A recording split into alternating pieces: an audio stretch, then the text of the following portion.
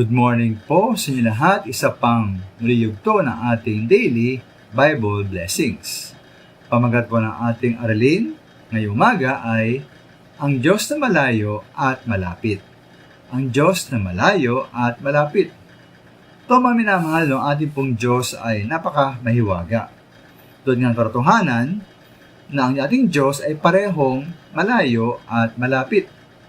Ay po sa Isaiah 57:15, sapat ganito ang sabi ng mataas at matayog na tumatahan sa walang hanggan, na ang pangalan ay banal.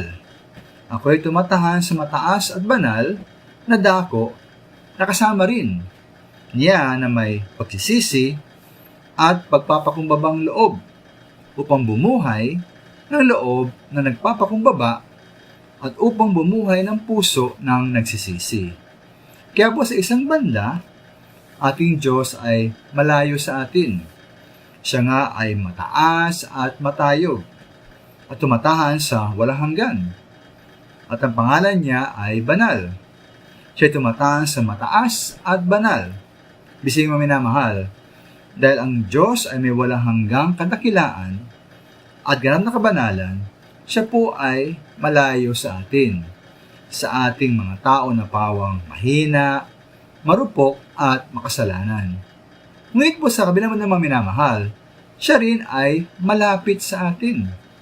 Dahil po ayon sa teksto, kasama rin niya ang mga taong may pagsisisi at may pagpapakumbabang loob.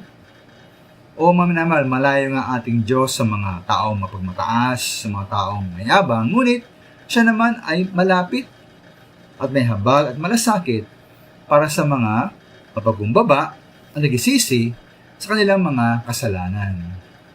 Kaya po, minamahal, dahil ating Diyos ay dakila at banal, magkaroon tayo ng mataas na paggalang at pagsamba sa Kanya. Ngunit tayo maaliw mga minamahal sa katotohanan na malapit at kasama ng Diyos ang mga taong mapagumbaba at nagsisisi sa kanilang mga kasalanan. Kaya po, di bang nais na ating makasama ang Diyos? Tayo magpakumbaba sa harap ng ating Panginoon. Maraming salamat po.